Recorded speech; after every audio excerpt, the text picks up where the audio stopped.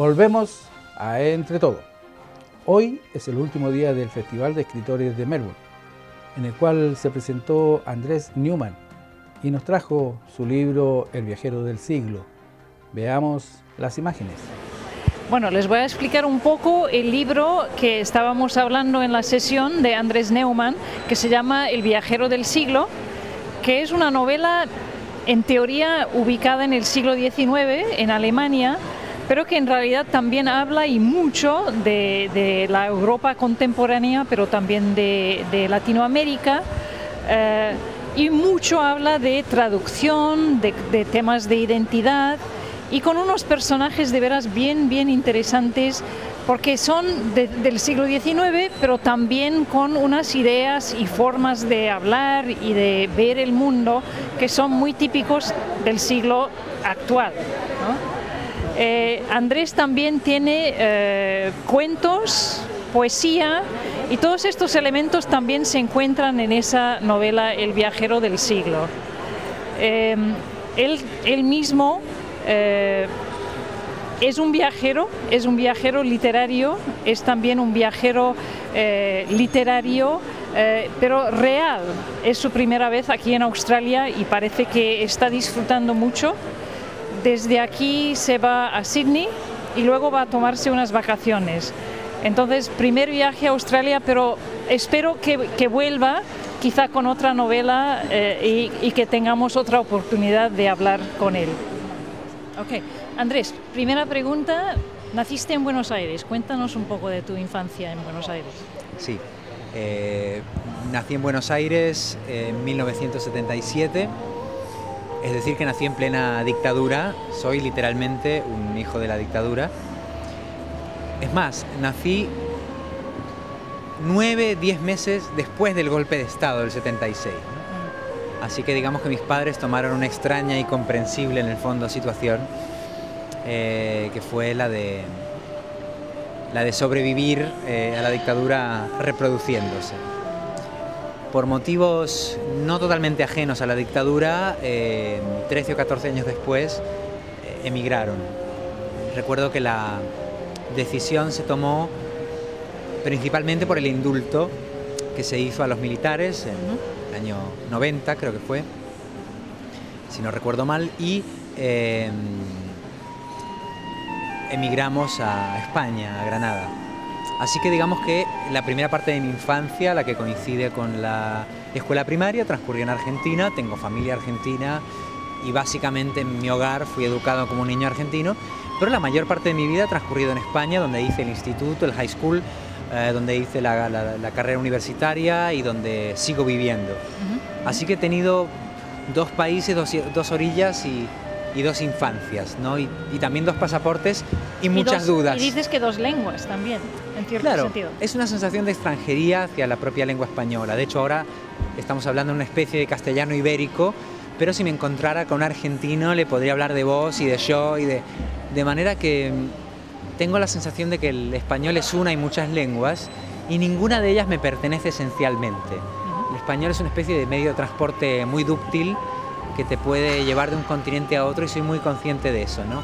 No solo de lo importante que es traducir de una lengua a otra, sino cómo se puede traducir del español al español. La gramática es una, lo cual es una bendición, pero los matices son infinitos. Y hablando de lenguas, de traducción, de identidades, etcétera, y de varios continentes, eso todo se encuentra hasta cierto punto en El viajero del siglo, ¿no?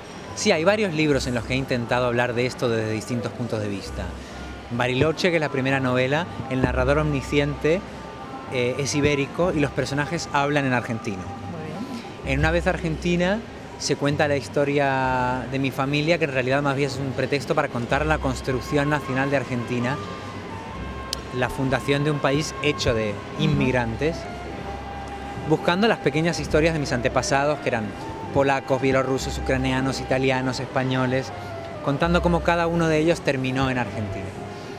Y donde hay entonces una reflexión sobre la extrañeza de estar en un país y hablar una lengua. Y finalmente, por supuesto, en El viajero del siglo, que es una historia de amor entre dos traductores y donde se habla mucho de la sensación de extranjería y de la lengua como vehículo de pertenencia y también de extrañeza hacia un lugar. ¿Y la última novela que acaba de salir? Sí, que se titula Hablar solos, que ahora se está traduciendo al inglés. Era difícil traducir ese título, Sí, Hablar solos, sí. porque es en plural.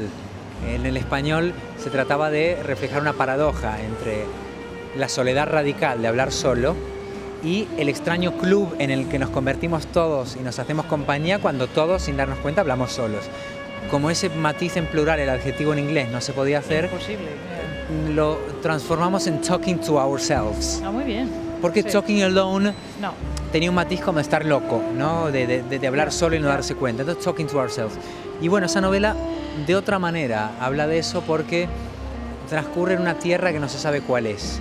Es de habla hispana. Así como Brandenburgo es un lugar indefinido de Europa, que es donde transcurre la novela El viajero del siglo, Hablar solos transcurre en una extraña frontera de habla hispana.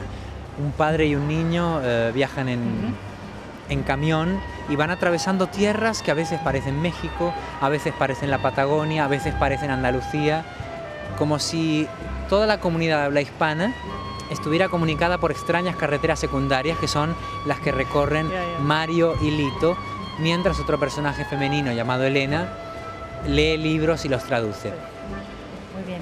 ¿Y un mensaje para los australianos que acabas de conocer? Bueno, si sigue alguien ahí y no se ha dormido nadie, que queríamos mandar un abrazo a la comunidad hispanohablante de Australia. Voy viendo que Australia es un crisol de culturas y de extranjerías, así que no me extraña nada mandarles un saludo en español a todos los amigos más o menos australianos que nos estén escuchando. Me ha encantado la charla de Andrés Newman sobre su libro, ha sido muy interesante y me ha gustado mucho escuchar sus poemas también.